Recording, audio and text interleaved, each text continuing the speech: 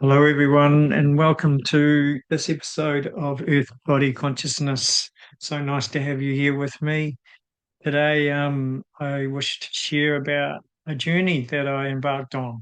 I stopped about 4 or 5 weeks ago. So I'm just reflecting about a walk that I did in Aotearoa, New Zealand. There is a walk called the Te Araroa trail, and it does go the length of the country, which is around 3,000 kilometers, which would be zero point 0.6 miles to a K, about 1,800 miles. That's right. And yeah, I had a friend who wanted to do it, and after some time sitting with it, felt to join her. So, and our intention was to walk the North Island, which is around 1,700 kilometers. And yeah, I always had a feeling that it wasn't necessary about the goal of walking the whole length of the North Island and making it to the bottom, even though I could feel the beauty in that. Um, our intention was to heal the land as we went.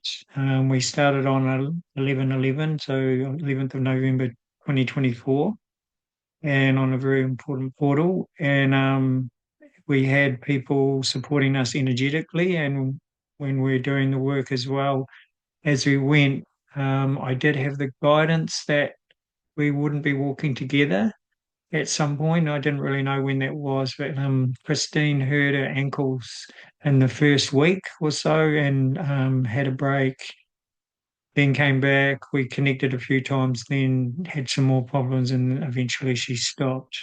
So from quite early on, I was walking the trail on my own, even though, yeah, you're never on your own. You've got your team, your environment, and the people you connect with. Um, so yeah, I just want to mention when you start off, there are several people doing it and starting off on similar days or the next day and the next day and the next day because we're in peak time of when people do the walk.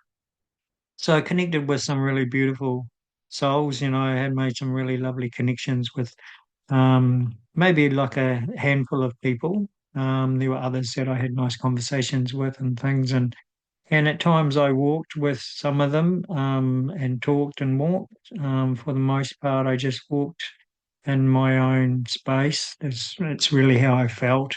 I felt to be like we call a solo walker, and there were others who were similar. And yeah, we all have different ways of doing it and different reasons, and the question of why and all that. That has a lot of there's different whys. Why on a personal level, on a physical, on a mental, on a spiritual, on a soul, all of that. And I will touch on those as I go through this talk and sharing.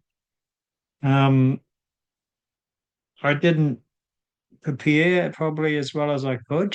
At the same time, my fitness is reasonably good, and I did do some, yeah, around, in the 10 to 20K walks quite a few times leading up. You start off up at the north. This first day's about 14 Ks, and I was actually, my backpack was way heavier than what I intended and wanted.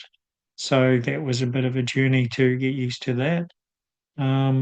The second day, you had to walk 28 kilometers, and the third day, 30 kilometers. And that was on a beach. And I've never walked that far in my life. So, yeah, they were a little bit challenging. Top of the North Island is like the tropic, so very humid and hot. There's no shade, there's nowhere to rest in the shade when you feel like a rest. There's the ocean, and I did walk barefoot, and in my Crocs. Yeah, in my Crocs mostly. If I walked for about 40 days, mostly with some breaks, and then I had a few more days prior after that, and then I stopped walking or made the decision finally on day 50. And that was, yeah, just how it happened, and that was the last day of 2024 actually. So it's funny how that worked out.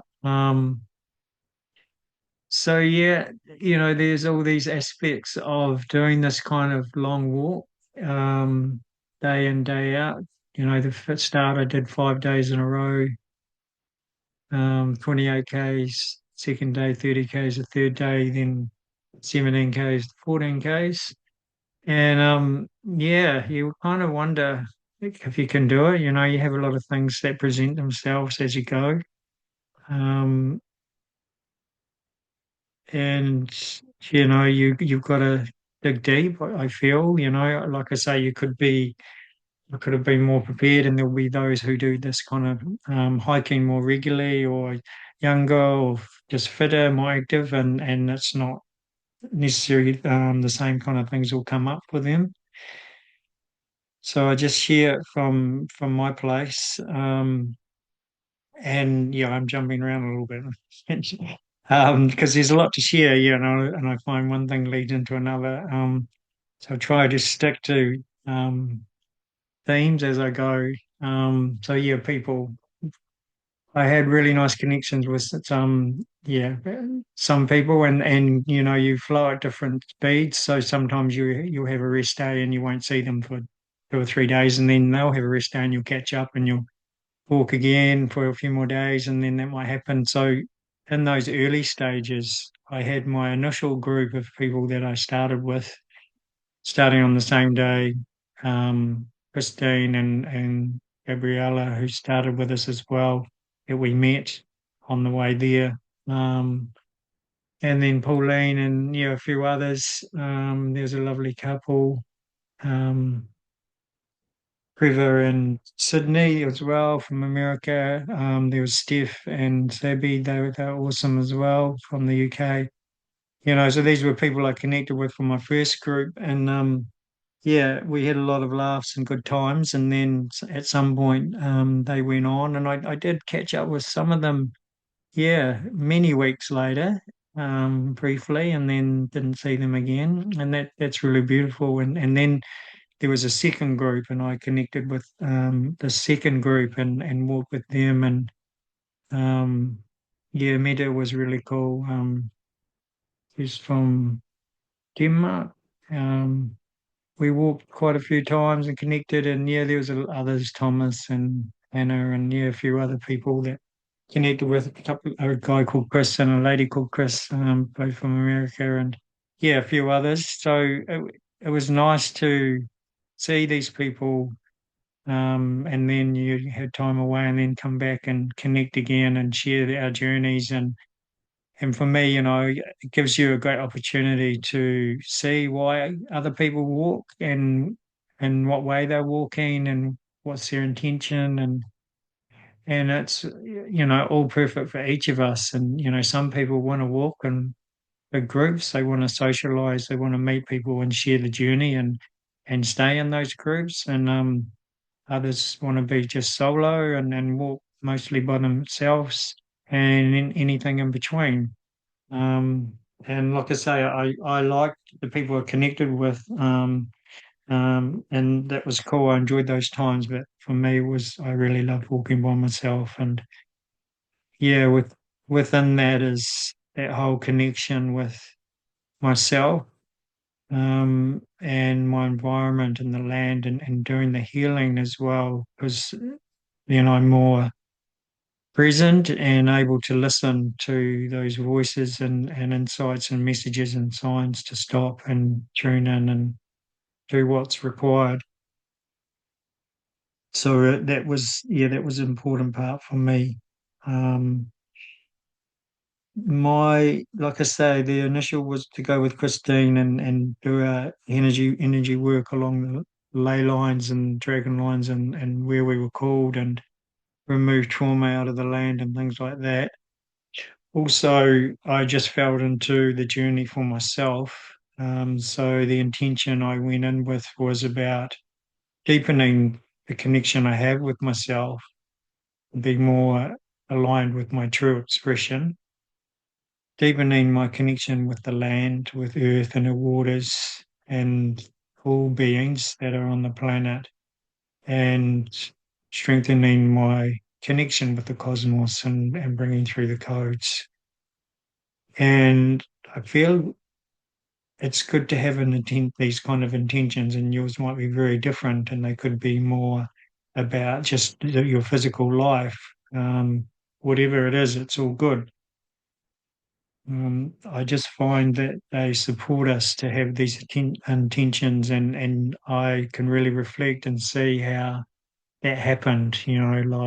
I felt healthier, I felt stronger, I felt more centered, more connected with myself because densities left my body. As I was walking, I was burping and yawning a lot, and that for me is always energy moving through me. Um, I didn't eat a lot as well. Was guided not to take a cooker, so I just had a lot of organic powders like smoothie mixes and green mixes, and then organic dried fruits and nuts, nut butter, peanut butter or almond butter, and then some fresh fruits at times. And then, I did have some bread and crackers and things like that as well. Um, so they were my main go-to nourishment. But what also nourished me was my environment, really tuning into the elements. I could really, really feel all the elements when I was centered and present with where I was. I could feel them supporting me, nourishing me. And it was really fascinating that I was doing this physical activity and yet I didn't really get hungry. I definitely had moments where I got hungry.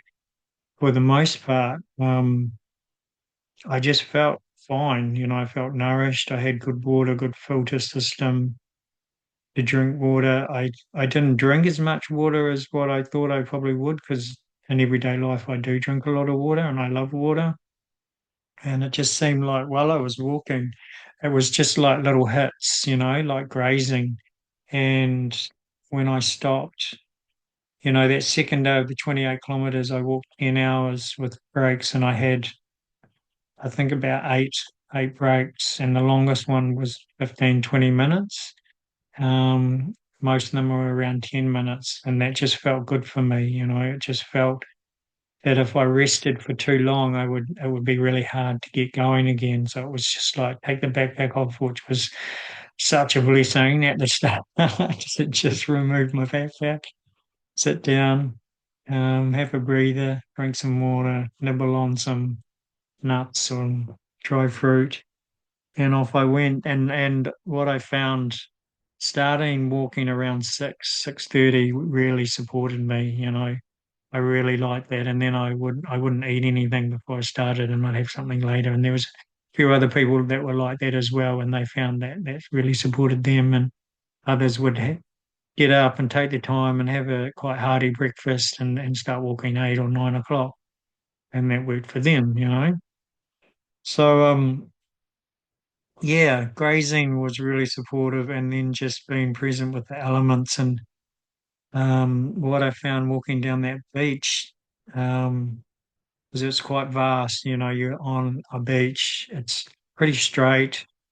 You can see way ahead of you, so nothing really changes. And that was actually quite fine. It didn't seem like there's miles to go. I didn't really get ahead of myself in that way and try to see where the end was. Um, when found something come into my vision, like there was an island that wasn't far off the ocean, off the shoreline in the ocean, and it was a gorgeous island. It had a big rock arch in it and everything, so it really caught my attention, and I saw it from quite a distance, and it was beautiful. But what I found is I keep focusing on it. I keep getting drawn to look at it, and it wasn't necessarily just because it was beautiful, but because it was there. And when the more I keep bringing my attention to just that, I felt like I was walking on a treadmill.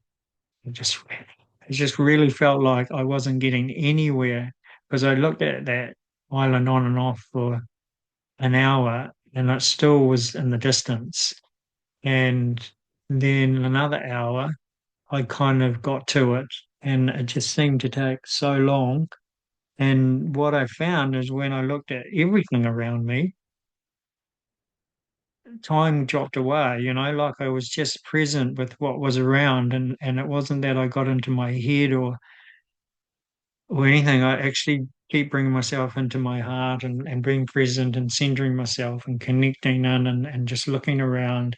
And there wasn't anything about getting anywhere or how long when I was in that place. Yet when I brought my attention to that island, it totally changed my perspective, especially of time. And it really made me see how we focus on one thing, how big we can make it. Even if it's not a thing, it becomes a thing.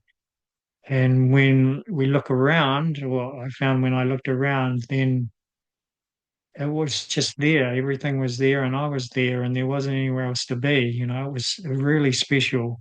And I had that experience many times in different environments, like when I walked through the forest and we had this track and we heard about it from other people, and we have an app and we have WhatsApp pages and Facebook pages you can look at. And yeah, in the North Island, you do have a lot of internet coverage. The app's offline, all the maps, and it's really informative, but you still have a lot of um, phone coverage and internet coverage along the way, in a lot of towns you come to and shops you get to, whereas the South Island, it's more mountainous.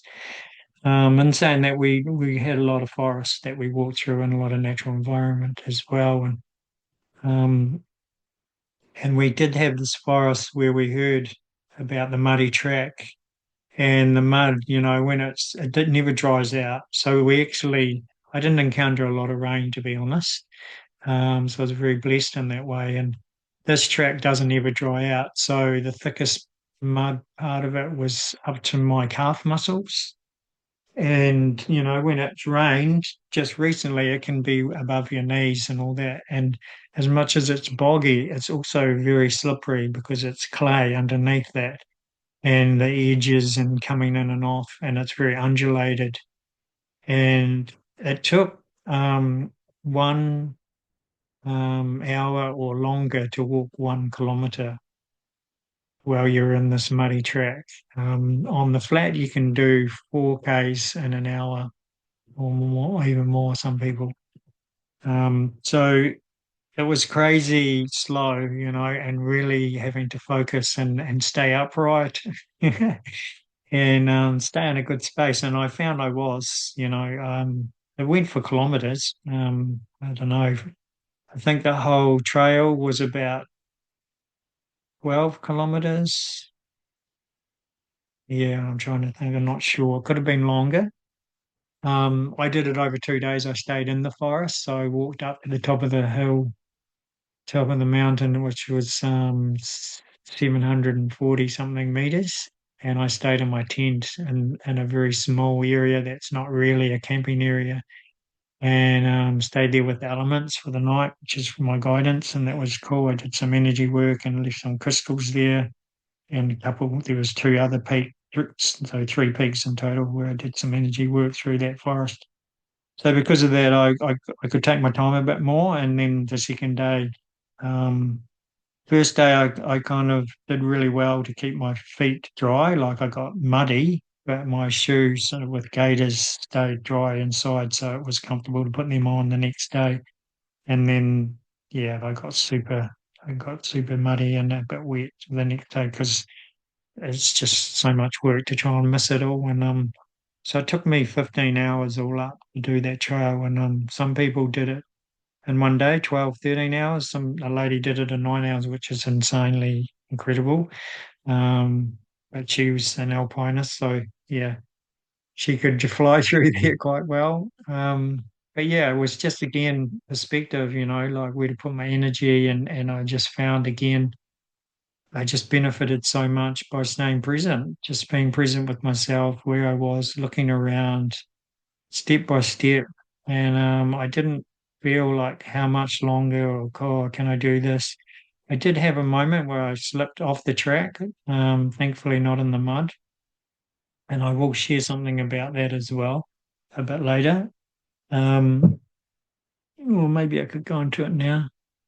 I'll just carry on to this perspective thing because, I also found another part is I walked through a pine forest. So, that's commercially grown trees for forestation, and it would been all harvested, and they leave this what's called the slash lying around. So the land's raw. It's not very nice. It's not really a nature environment. It's very much about an industrial, commercially driven place. And I felt super grateful to be walking through there. Firstly, because it's not somewhere that I would choose to walk. If I was going to nature, I wouldn't go walking through a pine forest, especially one that's already forested. So, because the TA, as we call it, the Te Araroa trail is called the TA, um, that's where we walk. So, because I'm doing the walk, that's where I walk. And I had the opportunity to just be in a place of love and appreciation for the land because it probably doesn't get a lot in that environment. I'm sure there are people who plant pine trees who are very nature driven and very caring of nature. It's just that it's quite devastating for the land, I feel, and you can only do it for so long because the land does get depleted. Um, so yeah, I just was very blessed to be in that environment and to send love and to really be grateful for Earth with my conscious awareness, and connection. And yeah, that was another thing, to just have acceptance that things aren't always how we would like them, and maybe not in alignment with higher purpose and conscious expression. And that's okay, that we get an opportunity to be conscious ourselves within that and bring that frequency through, which will assist. So yeah, I felt really blessed to have those days where I walked through the pine forest. It happened a few times, and yeah, it was quite special.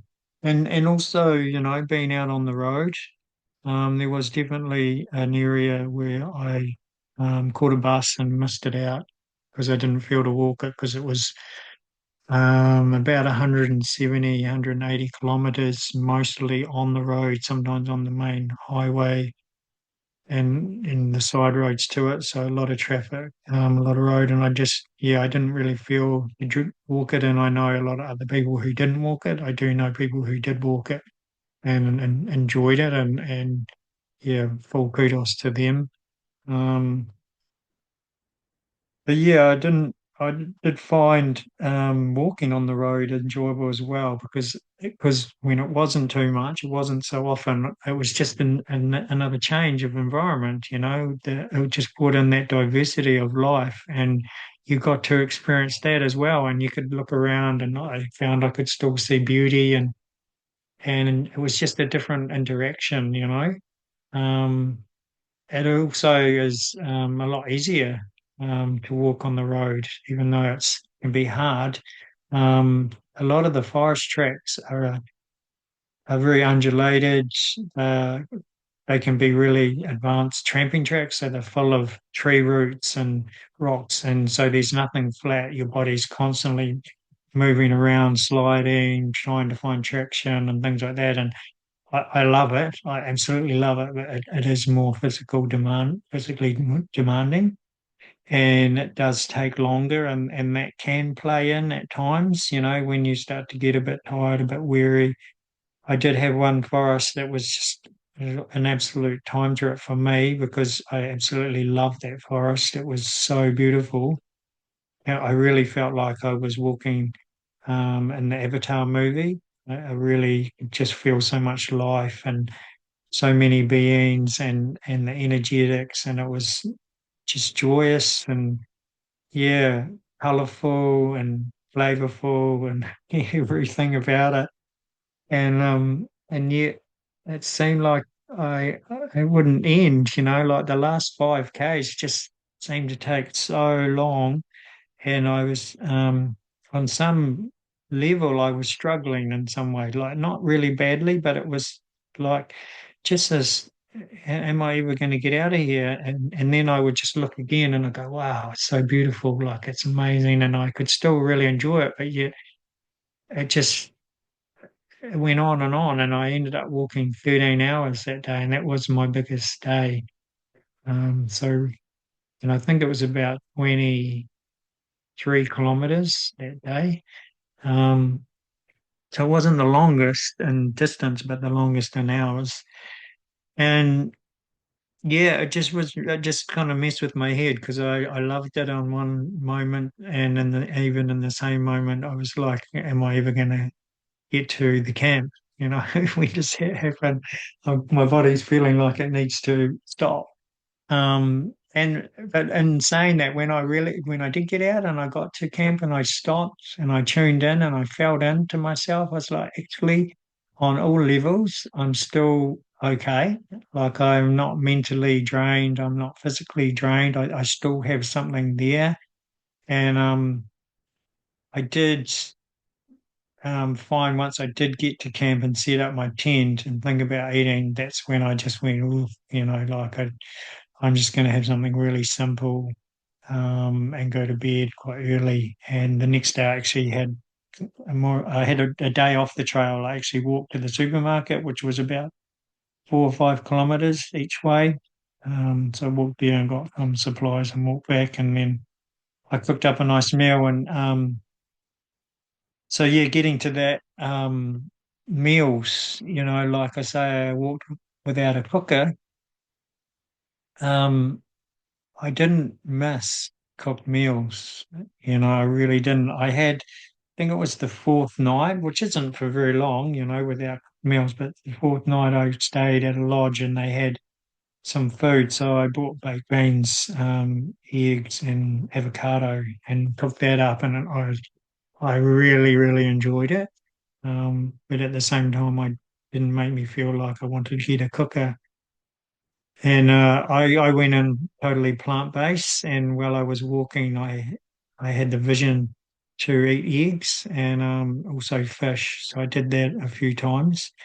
Um, and yeah, when we got to the first town, that's when I saw the egg to have, and I was like, oh, I'm feeling like having eggs. Okay, so I stayed in the backpackers for 2 nights. I had a rest day, and I went to the supermarket, and I thought, let's buy half a dozen eggs, and I'll have two with my other food tonight.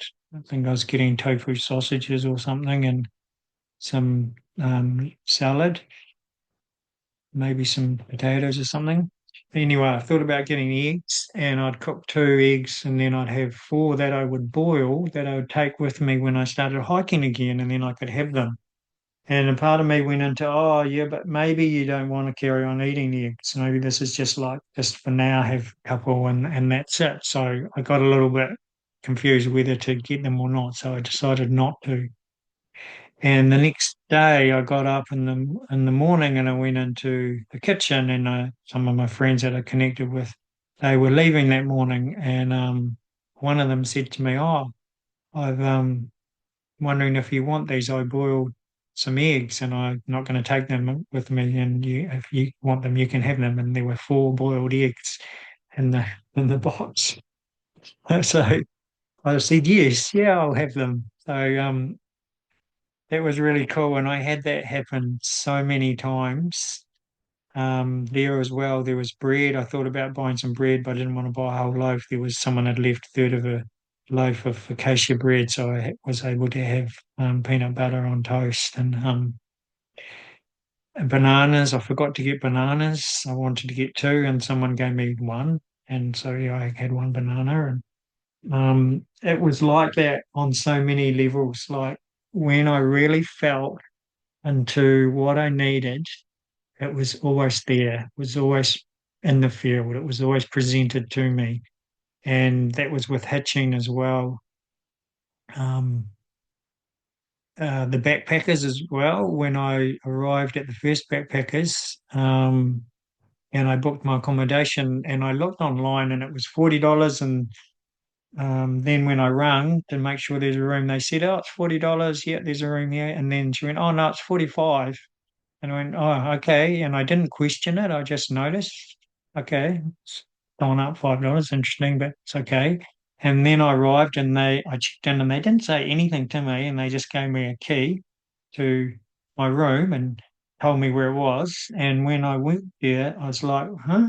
Because I booked for a bunk room, a dorm, and this room was like a family room, and it had its own shower, an ensuite, toilet and TV, and it had a fridge and a jug and some tea and coffee and some biscuits there. And I'd been upgraded. I found out later that I'd been upgraded because the boys' dorms were all full, and I only paid another $5. So I had a 20-minute shower and a cup of tea with the biscuits, and because I don't have a cooker, I don't have a cup of tea. So it was like I was just gifted this nourishment from, okay, you've started this journey, you've done your first 5 days. It was a really big ask. You've done some energy work on the land. Here we go. You can receive this. And it was so beautiful. Yeah, I was really grateful, and I nourished myself greatly while I was there. And then when I left, yeah, it was heading towards that track that I was talking about, the muddy one, and I didn't feel to walk from the town into the forest and stay. There was a Hare Krishna place. It sounded awesome, and I would love to be there. But my guidance was to walk to the top of the hill and stay in my tent that I shared earlier. So I felt to hitch a ride, and while I was hitching, I wasn't getting the ride. And then some other people, TA walkers, turned up, and they got picked up pretty quickly. And yeah, I could see myself wanting to go into a story about it, and I had to just stop and breathe and center myself. And then I just said, okay, when I don't get picked up, there's a better ride coming for me. So when I saw other people getting picked up, I said, there's a better ride coming for me. Thank you. And I just stayed in that place. And then eventually this car turned up coming from the opposite direction, did a U-turn, pulled up right beside me, this lady with this huge wide eyes and huge big grin jumped out of a car, and she went, "Hi, I'm a TA Angel. Where would you like to go? I'll take you anywhere." And I was like, "Oh, well, thank you." And I said, "Do you want to go to the Hare Krishna place?" I said, "No, actually, I don't feel to. I feel to walk into the forest and stay up on the top peak." And she said, "Oh, well, cool. I can drive you as far as you want." So she took me right into this four-wheel drive track. Um, and she was a lovely lady, Jill. Yeah, she was Australian, and we had a really nice connection, and are connected now on Facebook. And yeah, it was so beautiful how it just flowed so nicely and showed me, again, just to stay in my heart, not get caught in my story, and know everything's provided for me. And then I had a really beautiful, easy walk, like 6, 7 kilometers uphill to the campsite, and I got to really enjoy the forest and yeah, jump in the stream and get nourished again, and it just kept happening all the way through my trail that I was just looked after. And for me, with especially like the eggs, we can look into did I manifest that? Manifestation. Oh, I thought about eggs, so I even felt to have 4 boiled eggs, and then I decided not to get them, and then the next day someone gave me 4 boiled eggs. So that's my manifestation. For me, that's true in the eyes of manifestation. However, it can also be true in the sense that it's tapping into the field. So there's something in the field and it's already there in reality, but not in the physical reality. So on some level, it's possible that I knew that I would have 4 boiled eggs, and it was my human self that said, well, you need to buy it at the supermarket. But the conscious self, the quantum field, said, well, it's actually already here. And if you just keep be open to how it comes to you, it will come. And then it came through a friend giving them to me. So there's, for me, I love to reflect on all these things and ask these questions. I'm always asking questions in the sense of empowerment, intuition, insight, possibilities that I'm not aware of, deepening my awareness. So that's how I walk. And as a friend shared with me on reflection of me doing this walk, is he felt that my walk isn't about a distance walk. It's not about getting to A to B. It's a walk of depth.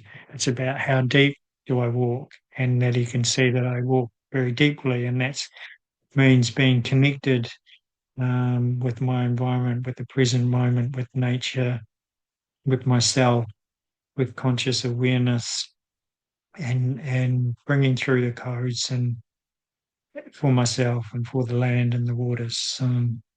So it's really beautiful, a really beautiful journey. So I'll just mention a bit about how far I actually did walk.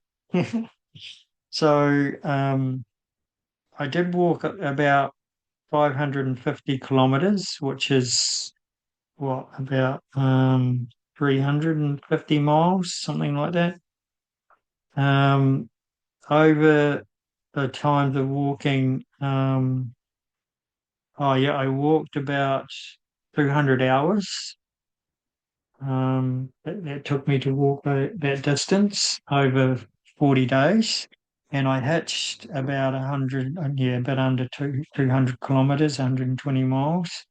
And I bussed 140 kilometers, 85 miles roughly. And yeah, one of those was that long one, which was about 130 kilometres from Auckland to Hamilton when I set about walking 6 days, mostly on the road that I missed out. And I found when I did that, I felt like there was something missing, like I missed something, and I couldn't quite put my head or get my feeling on it. And I did realize that I was in my head with my decision of just missing that area out. I did look at it, but not really tuned in. And then I had assistance from a friend that there was a part that would be good for me to go to. So I actually had already walked quite a bit further, and then I had some things come up for me. So I went off the trail, reflected, and then connected with my friend Sarah, who mentioned about this gateway and the area, and I tuned into that and went, yeah, that feels aligned and good for me. So I bussed back up to an area and walked over a forest and then into a town, and I went to the local marae the next day and meditated there and did some big energy work. It was really, really special. And then I came back down, and then that's around coming up to Christmas where I decided to reflect, and I met some people. Like again, yeah, I'm kind of jumping around a little bit now. Sorry. So after that part I missed, and I carried on walking, I got a bit funky in myself, and I wasn't as centered, and therefore my stuff came up, which is what I asked for. That when you're going to do something where you're self-reflecting and going deep into yourself, the stuff that doesn't serve you will come up. And when I was walking at the start, that was actually just happening through the walk. And I was clearing out, and there wasn't so much emotions felt. I was just shifting, and I could feel myself get clearer, and other people could see in the photos I shared and things. And whereas after I skipped that part out, and I wasn't sure whether that was what I was meant to do.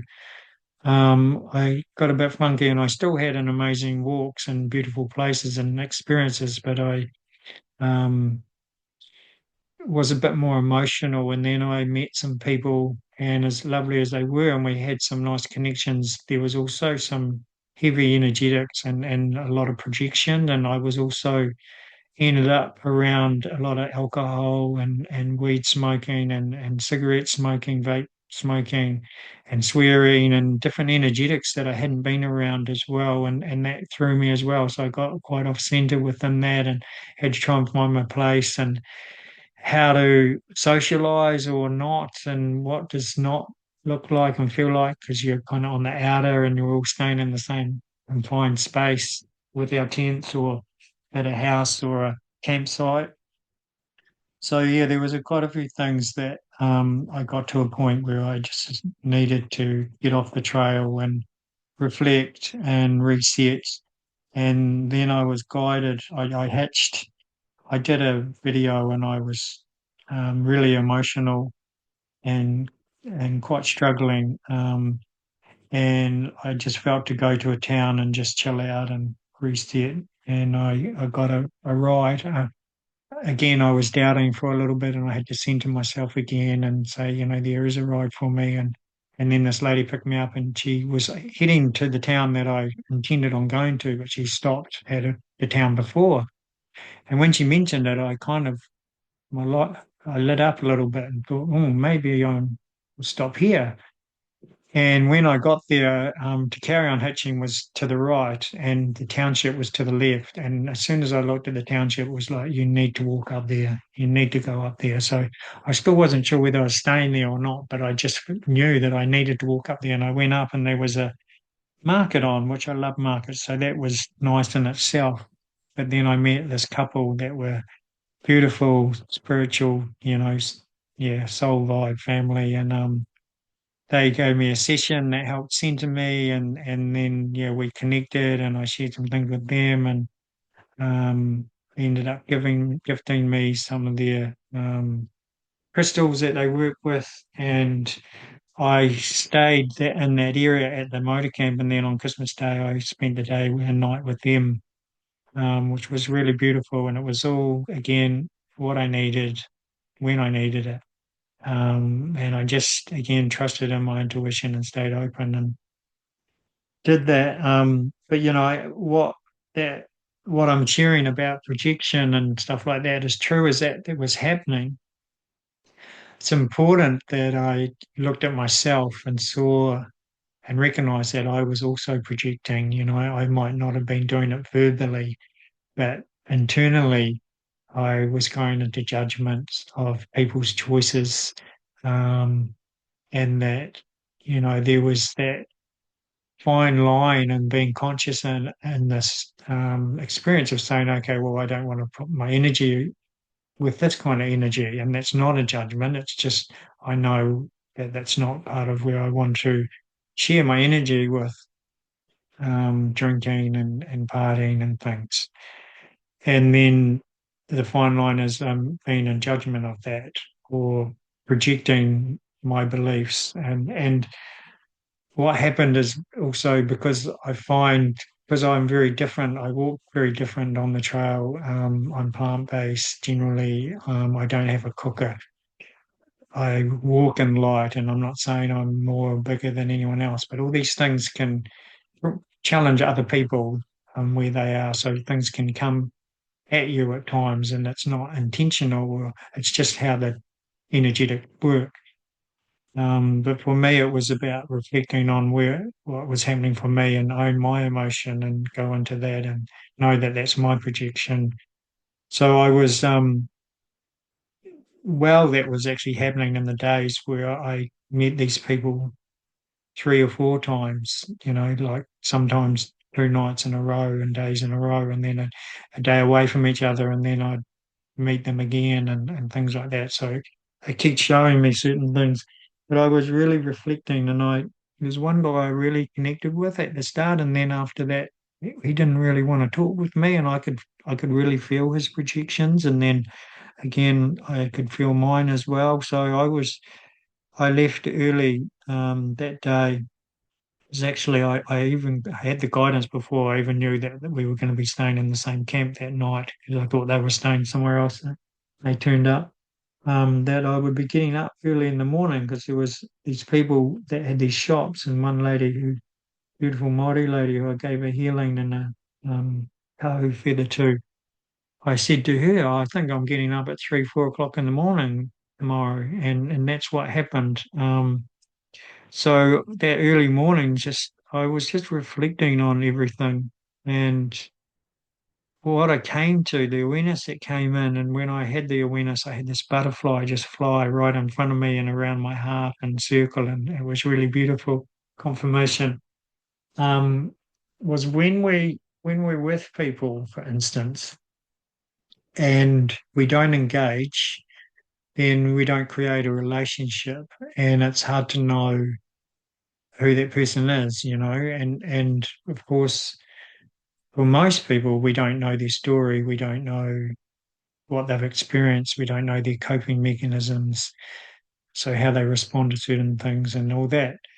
When you do engage and you become create that relationship, you become more aware of those kind of things, and you start to have similarities and notice those, and there's a form of respect and meeting each other and things like that. But when you don't engage, you don't really create that relationship. And not engaging is fine. You don't, I'm not saying you have to engage. That's a choice. And if you choose not to engage, that's fine. What I found in this reflection was that through not engaging, then it's imperative to be in a place of equality. Equality in the sense that we all are of love. We all come from the same source, and we are having this human experience. And to see each other as equal. And what it showed me is if I'm not in that place, then there will be judgment, there will be projections, there will be my perception. I'm only left with my perception. And deciding that someone being a certain way means this or that. So it was really beautiful for me, So I've come away reflecting on that, and what I also want to share around that, which happened earlier on when I was in a real centered space, like almost always. I stayed on my feet, generally really well, and I had two slips onto my butt that happened kind of quick, and I just feel they're just what happens in that, environment during a long walk in nature and what have you. And I had three other times where the one time in the muddy track where I slipped and I actually went the other way, and I was on the edge of the track and I put my hands out, but there was nothing there, and I flew down a bank upside down and went about 3 or 4 meters down this bank, and I was fine. But yeah, I had to walk back up and check my gear that nothing had fallen out of my backpack and what have you, and reset myself and give myself a wee kick in the bum, and I'll share why in a minute. And then I had another time where I was on the track and it went downhill, and my foot kind of got stuck, and then I also flew forwards and went upside down, kind of down the track on the edge, but not really right off the track. And again, had to get myself back upright and check everything. And then another time was when I was at the ocean, and there was a real rocky part, and there was a warning about how the rocks could be really slippery, and you could see that in places. And I was walking along, and was always checking and could see the more parts that weren't as slippery, with more traction, and sticking to those. And then I had a moment where I took a step and I just slid instantly, and I crashed down, and my left foot went underneath, and my ankle got grazed on some rocks and got quite swollen. It was quite sore. It was a bit hard to carry on that day, but I could. I had a wee rest. Now, all three of those times, I had got off my center, moved out of my heart, got into my head, and I was telling a story, and for the most part, I was projecting some story that didn't even exist towards someone else or towards a situation that um, was not maybe not entirely false, but was exaggerated or was created into a place of drama. And it was such a beautiful experience for me because it just showed me, when I got out of center, unstable and grounded and connected and being in my heart, yeah, I got hurt. Um, I fell on my face, all these beautiful things, and you also get things from it that I may not have shared here. So I really wanted to share these things because these are really precious moments. This is for me why part of why I walk this walk, was to really self-inquire and see where I'm coming from and get more in touch with that true aspect and see how life is constantly reflecting this back to myself. I totally believe that there's a hologram, which is a mirror. And my dear friend Catherine mentioned about the hologram just recently, and yeah, I love that. And it is like I've seen this for so many years, and being on a walk like that helps you, or helped me anyway, become more aware of my own reflection and how it's constantly there, and it doesn't matter whether I'm in my head or my heart.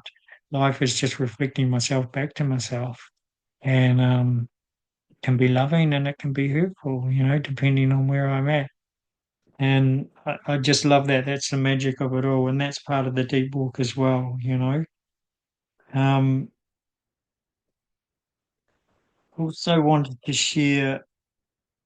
Um, yeah, I stayed in many places, campsites, sometimes freedom camps, sometimes paid holiday parks. Holiday parks, you've got a shower and often a cheap rate for being on the TA and putting your tent up. You could also get a room and sometimes get a cheaper rate for a room, and some were really reasonable actually. For the most part, I stayed in my tent and you didn't, even though you had a kitchen, and it had hobs and cookers and ovens and jug and toaster. They didn't have pots, pans, plates, spoons, forks, anything. So for me, who just walked without a gas cooker, so I didn't. I only had I had a little glass bottle that I could do my smoothie mixes in with water. I had a teaspoon, a sharp pocket knife, and and a dessert spoon, a wooden dessert spoon, and that was all. I didn't have a bowl or plate or anything with me.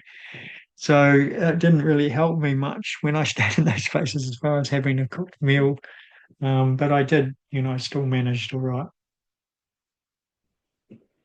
I also stayed at what's called PA Angels places, so places, people who put their own places up and you could pitch their tent on their back lawn or front lawn. And there was different costs for that and different things on offer. So some were free, offered you a washing machine, charging your phone, having a shower. You could cook a meal in their house. Others, yeah, offered Wi-Fi, a shower, and you pay $10 or $25. Um, so it varied, with that. And yeah, there was, I just loved the people I met.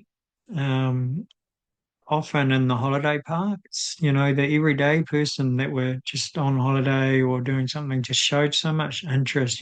People who put their houses up were really curious why you walked, and I had some really beautiful engagements, and I had some really lovely Christian people um, gifted me some presents, whether it was sweets as I was walking, or I got a bracelet one day that said "Jesus loves you," because I walk with Christ code consciousness codes, consciousness codes. I walk in the light of Christ, so that meant a lot to me, and I wore it that day, and that was um, came about because this family were there, and the oldest boy was going to turn 5 the next day, so I gave him a crystal, and then his parents gave me this bracelet, and yeah, we had a really nice engagement, and um, whenever I was hitching, the people who picked me up, some of them were, they were living their life. They were into partying and having a great time, but they were also really caring souls. I think nearly every ride I got took me further than where they were going to. Some people even went way off track for like 10 Ks or something to take me to where I wanted to go. I always got dropped off to where I wanted to go. And one place, um, the guy was working at the holiday camp that I wasn't intending on going to, but got the insight to stay there. And then a kahu did a big circle in front of us as a confirmation. And he was working there and he said, actually, I'm not going to take you here straight away. I want to take you up to this point that you wouldn't see because none of your TA walkers come this way, but it's really special. And I'm from this area. And he took me up there and it was, yeah, incredible. And then we went back to the holiday park. And so it was just amazing, the people and how giving and caring they were, no matter their background or their journey. And I was just really grateful for that. Um, and that happened with so much ease. Like that guy, he said when he picked me up, he said, I don't pick up hitchhikers, but I've seen you with your thumb out, and I'd only been standing there for 5 minutes from the last ride. And I just was so looked after, and it just felt because I was just honoring my journey and myself and the purpose, and that was a reflection of that. Um, I walk down rivers, sometimes waist deep, some streams. That was really a beautiful experience, something different. I got 3 boat rides up to about a kilometre each time. Some were free, some you paid for. Yeah, walked estuary crossings many times that were tidal, so you had to figure that out. Um, some days, yeah, you were on Shingle Road, you're on Tarsill Road, you're on a beach for 6 kilometres, you're walking over a deep forest and a mountain of 400 metres high or something. And yeah, the diversity and everything was right there. So beautiful through villages, through towns. Um, yeah, rock beans, trees, there's some sacred sites. It was, yeah, really, really special in so many ways. Yeah, like I say, I only had one heavy rainy day. It just hardly rained. We had a bit of rain for some moments at times, but nothing that really wet you. In saying that, my tent was often wet in the morning because of dew, and so I packed it away wet, so it was heavier. And then, it was such a blessing to not have to put it out in the rain as a wet tent and set it up in the rain and have it wet. So I was really looked after in that sense as well. And I'm sure that would bring in a whole different experience that would, bring in its own, let's say, challenges of how to stay centered and with what is. But yeah, within what I did experience, I learned a lot and was shown a lot, and I'm really grateful and blessed. Um, there could be more that I want to share. Let me just check my word list here because I found also breathing was a really supportive thing as well as I walked.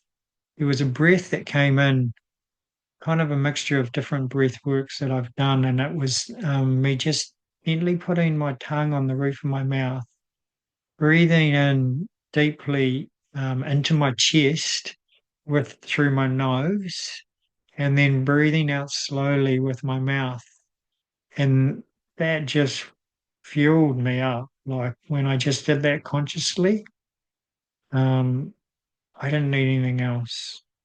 Yeah, that's what it really felt like. I just didn't need anything else. Just that breath was quite incredible.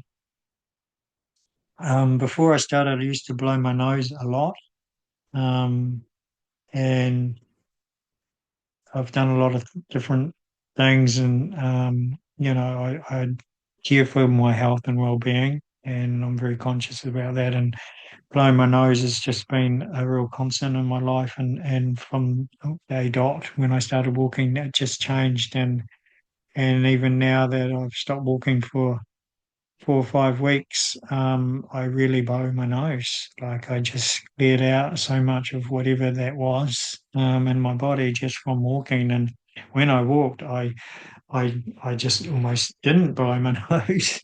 And yeah, now it's just a few times in the morning, maybe the odd time during the day, or some days not at all. It's quite amazing. Also, my feet, very sensitive to the cold. My feet, ankles, lower shins, and the my Achilles area, especially if I get into cold water, like I can really want to dive in and swim in it, but my feet are just screaming at me in pain. That also went away, like my feet, yeah, are so more in tune with my rest of my body and don't have that cold feeling. And, you know, I walked, I would say I put on my shoes 5 days out of the 40 that I walked and counting about 10 days break. Rest stops in there maybe. Um, the rest of the time was in my Crocs, barefoot in my Crocs, or just bare feet. And I walked bare feet on the beach more often than not. Sometimes in the forest. I did stub my foot once in the forest, which hurt, called a blood blister. I did actually get blisters on the second day on the balls of both of my feet, and they popped on the third day. So the 30K, the 28K day, they kind of appeared up, and on the 30K day, they popped, which really hurt. But I still managed to walk through there. But yeah, that was a bit of a journey because quite often I would end up getting wet feet, no matter whether I had my shoes on or not, and it was hard for them to heal. Like they started to heal and then they'd go backwards a bit. So that was quite a journey, but even within that, I was fine to walk for the most part, and my feet just became stronger. The soles, even now, the I can feel they're more solid and durable, and it's not that they have catalyst or anything on them. They're just, yeah, more robust. Um, you had aches and pains in every part of your body at some point. If it was your knee one day, your thigh the next day, your butt, your back, your shoulder, collarbone, headache. Yeah, feet and ankles were quite common. And yeah, they were all manageable. I did have a period of about 3 days where my left collarbone at a point became really sore, and it even locked up in my sleep sometimes at night. Um, and yeah, that stuck around for 3 or 4 days, and eventually it did go away. Um, I did also with, yeah, like the release scene, in that I had some dreams where I saw old patterns playing out in my dream time, and then there was a new timeline presented, and it was showing me how those beliefs and patternings were leaving me. So that was really beautiful, and beautiful confirmation. I did have a bit of difficulty with my sleeping arrangement at one point because my sleeping bag's not a real cold one, so in the tent it's not ideal, but it was okay kind of where I was. But I believed I needed something more, and I was still in that, area of my feet get cold and da da da. So I also bought this liner, but I didn't like sleeping with it, and I'd get tangled up in it, and then I'd be super hot all of a sudden, and then I take it out, and then I'd feel cold, and then I'd put it back in, and then I just realised that it was actually just the way I was relating to it. Like I had this thing around my whole sleeping environment, and could I be warm and comfortable? And honestly, as soon as I let that go, I didn't sleep with my liner again. I did have another blanket that I brought with me, which I love, my Napoleon blanket, and that sometimes went on top of my sleeping bag. It sometimes went in my sleeping bag. But for the most part, I just slept in my boxers, sometimes boxer and t-shirts, but often without a top on as well. And I was always warm and comfortable when I had good sleeps. So it was just a reflection again of my energetics of how I was relating to something. Um, yeah, I think for the most part, it's kind of what I wanted to share with you. So, yeah, thank you for listening in. That's a real blessing for me to have the honor to do this walk, to be in a place where I could walk.